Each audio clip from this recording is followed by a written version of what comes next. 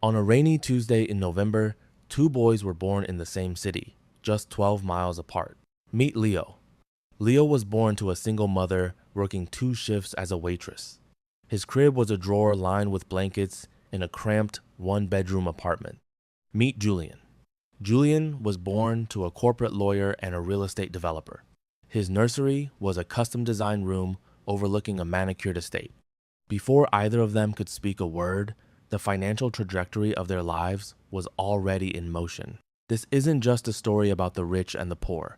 It's a story about the invisible forces of money, the gravity that pulls the wealthy higher and drags the poor deeper into the earth. If you think hard work is the great equalizer, I want you to listen closely to the next 10 minutes, because Leo is going to work harder than you can possibly imagine.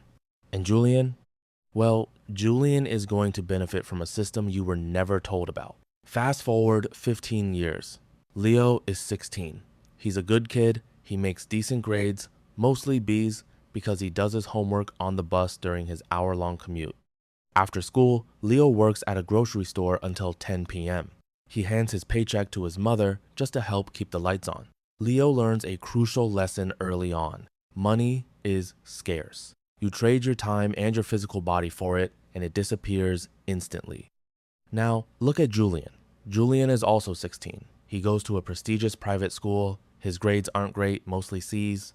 But Julian doesn't need a job. Instead, his parents hire him a tutor, pulling his grades up to A's. But here is where the unseen machinery of wealth begins to turn. Julian's parents don't just give him an allowance. They open a custodial brokerage account. They put $10,000 into an S&P 500 index fund for him. They don't tell him to work for money, they teach him how money works. By the time Leo graduates high school, he has $800 in a checking account. By the time Julian graduates, his $10,000 has compounded and his parents have added more. He has $35,000 in investments he barely knows about. Leo, against all odds, gets a partial scholarship to a state college. But it doesn't cover housing or books. He takes out student loans, $30,000. Mizet, he is starting his adult life with a negative net worth. Julian's parents pay his tuition out of pocket. Julian graduates debt-free. On paper, they are both college graduates, but financially, they are playing 2 entirely different sports. They are both 25 now. Let's pause the story and talk about the core mechanic of personal finance. Compound interest. Albert Einstein allegedly called compound interest the 8th wonder of the world. He said, "He who understands it, earns it. He who doesn't, pays it." Leo doesn't understand it yet. He's too busy surviving. He gets an entry-level job making $45,000 a year. He's diligent. He creates a budget. He cuts coupons. He manages to save $100 a month. But then his car breaks down. He doesn't have $1,500 for a transmission, he puts it on a credit card. The credit card charges 24% interest. Leo is now paying compound interest. His $100 a month in savings is entirely eaten by the $150 a month in credit card interest. He is running on a treadmill, sweating, burning calories, but going absolutely nowhere. Now look at Julian. Julian gets a job making $60,000 a year. Not because he's smarter, but because his dad's golf buddy is a vice president at the firm. Julian makes mistakes. He leases a car he can't really afford. He overspends on vacations. But here is the ultimate privilege of wealth, the right to make mistakes. When Julian's car needs a repair, his emergency fund, seeded by his parents years ago, covers it. He doesn't use credit cards. And because he has no student loans, he maxes out his Roth IRA every year. Julian's investments are compounding. They are growing by 7 to 8% a year. He is earning money while he sleeps. Leo is trading hours for dollars, just to hand those dollars to a bank. The rich get richer because their money has babies. The poor stay poor because their debt has babies. Let's jump to age 35. Leo has fought. My God, he has fought. He worked nights to get an MBA. He clawed his way up to a middle management position, making $75,000 a year. He finally paid off his credit card debt. He is exhausted but proud. He thinks he has finally caught up. He starts investing $200 a month into his retirement account. He has a net worth of $15,000. Julian is also 35. He didn't get an MBA, he didn't work nights, he kept his job, lived modestly, which is easy when you don't have debt, and let his investments ride. Julian's original investments, plus the consistent additions, have compounded for 15 years. Julian has a net worth of $400,000. And then, tragedy strikes.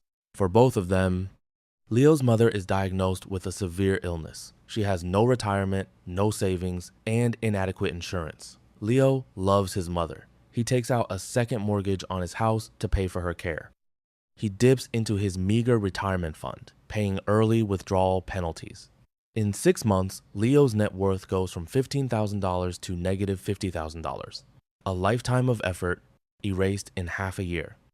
At the exact same time, Julian's father passes away. It's sad, yes, but Julian's father leaves him an inheritance, a paid-off house and a portfolio of assets worth $1.5 million.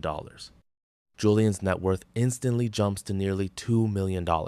He hires a fee-only financial advisor to manage the wealth, ensuring it continues to grow tax efficiently for his own children. So, what is the lesson here? Is it that Leo should have worked harder? He couldn't.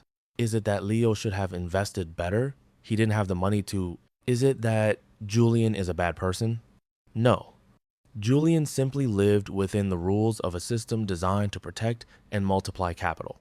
The tragic reality of personal finance is that it is not a meritocracy. When you are born poor, money is a storm you are constantly trying to survive. Every financial mistake is a drop of poison. When you are born rich, money is a river you simply float upon. Every financial mistake is a drop of water in an ocean. If you are watching this and you are like Leo, struggling, saving pennies, trying to budget your way out of a hole that was dug before you were born, I need you to hear this. It is not your fault.